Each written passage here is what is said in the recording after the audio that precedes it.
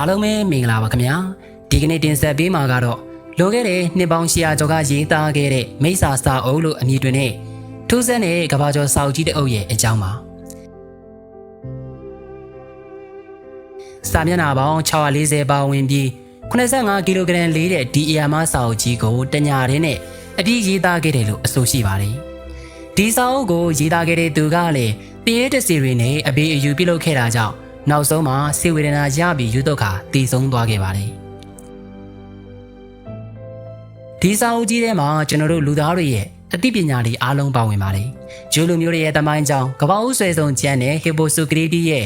စေးနီးတွေအပြင်ဂမ်ဘီယာဂါထာတွေအောက်လန်းပညာတွေအထိပါဝင်ပါတယ်ဒါအပြင်စာမျက်နှာ290မှာ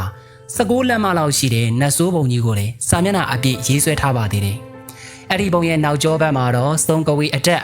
အောက်လန်းပညာနဲ့ပတ်သက်တဲ့အစီအရင်တွေဂါထာမန်တန်တွေပါဝင်ပါတယ်ဒါကြောင့်လူတွေကဒီစာအုပ်ကိုကိုးတဲ့ဂီကမိစ္ဆာစာအုပ်လို့ခေါ်ဆိုခဲ့ကြပါတယ်ဒီစာအုပ်ကြီးတွေကစာရွက်50ရွက်လောက်ပြောင်းနေပြီးဘယ်ရောက်သွားလဲဆိုတာဘယ်သူမှမသိကြပါဘူးတချို့ကတော့အဲ့ဒီစာရွက်ထဲမှာအန်ဒီရရှိတဲ့အောက်လန်းပညာတွေပါဝင်နေတာကြောင့်လူတွေမသိအောင်လို့ဖျက်ဆီးပစ်လိုက်တယ်လို့ဆိုကြပါတယ်ပိုပြီးအံ့ဩစရာကောင်းတာကဒီစာအုပ်ကိုရေးသားခဲ့တဲ့သူပါဒန်အိုင်ဒီအရာဒီစာအုပ်ကိုတညာရဲနဲ့အပြည့်ရေးသားခဲ့တာလို့ဆိုပါတယ်ဒါပေမဲ့ဒီလောက်ကြီးမားတဲ့စာအုပ်ကြီးကိုတညာရဲနဲ့အပြည့်ရေးဖို့မပြောနဲ့ဖတ်ဖို့တောင်မလွယ်လှပါဘူးဒီဇလန်က73ရာစုလောက်မှာဥရောပဘုန်းကြီးကျောင်းတစ်ကျောင်းကနေအစပြုခဲ့တာပါဘုန်းကြီးတစ်ပါးဟာကြီးမားတဲ့အပြစ်တစ်ခုမျိုးပြုလုပ်မိတဲ့အတွက်တည်တံပေးခံခဲ့ရပါတယ်အရှင်လက်လက်အုတ်တိုင်းတွေကိုထည့်ပြီးပိတ်သက်ခံရမှာပါဒါအကြောင်းသူအနေနဲ့တည်တံကနေကင်းလွတ်ခွင့်ပေးမယ်ဆိုရင်လူသားတွေအတွက်အဖို့မဖြတ်နိုင်တဲ့ပညာရဲ့ဘောင်းဆောင်ပါဝင်တဲ့ဆွဲဆုံးစာအုပ်ကြီးတစ်အုပ်ရေးပေးမယ်လို့ကတိပေးခဲ့ပါတယ်ကျောင်းနိုင်ဆရာတော်ကလက်ခံခဲ့ပေမဲ့လေနောက်တည့်ဆိုရင်သူ့ကိုပြစ်ဒဏ်ဆင်တော့မှဖြစ်တဲ့အတွက်တညတာအချိန်ရပါတော့တယ်ဒါကြောင့်မနေ့ပြန်မနေ့မှာအပြီးရေးနာရင်တော့ပြစ်ဒဏ်ကနေကင်းလွတ်ခွင့်ရလိမ့်မယ်လို့ပြောခဲ့ပါတယ်သူဟာကြိုးစားပန်းစားနဲ့ရေးသားခဲ့ပေမဲ့တညာရင်းနဲ့ပြီးဖို့ကတော့လုံးဝမဖြစ်နိုင်ပါဘူးနောက်ဆုံးသူဘလို့မှမပြီးနိုင်တာကိုတည်သွားခဲ့တဲ့အချိန်မှာသူဟာမလုပ်တဲ့အရာတစ်ခုကိုလုပ်ခဲ့မိပါတယ်အဲ့ဒါကတော့နတ်ဆိုးရီစီကနေအကူအညီယူခဲ့တာဖြစ်ပါတယ်ဒါကြောင့်ကျေးဇူးတင်တဲ့အနေနဲ့စာမျက်နှာ290ကသေရဲပုံကြီးကိုထည့်သွင်းရေးဆွဲပေးခဲ့တာလို့ယုံကြည်နေကြပါတယ်မနက်လင်းတို့ကျောင်းနိုင်ဘုန်းကြီးလာစစ်တဲ့အခါမှာတော့အံ့ဩစရာကောင်းလာတဲ့ဒီစာအုပ်ကြီးကိုတွေ့မြင်ခဲ့ရပါတယ်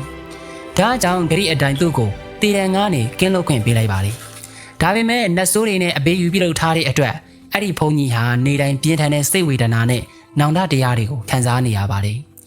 နေတိုင်းမစားနိုင်မတောင်းနိုင်တမိုင်းတထွေနဲ့စိတ်ဝေဒနာပြင်းထန်လာပါတယ်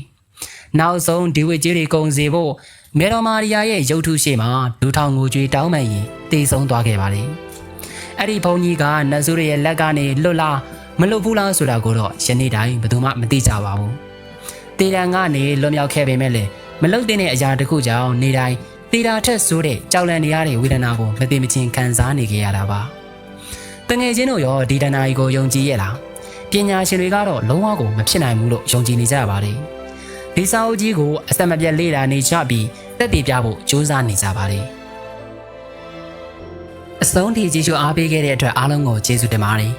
နောက်ထပ်ဗီဒီယိုတွေမှာလည်းဒီလိုမျိုးစိတ်ဝင်စားစရာကောင်းတဲ့အကြောင်းအရာတွေကိုဆက်လက်ပြီးတင်ဆက်ပေးနေမှာဖြစ်တဲ့အတွက်ကျွန်တော်ရဲ့ channel ကို like and subscribe လုပ်ထားဖို့မမေ့နဲ့နော်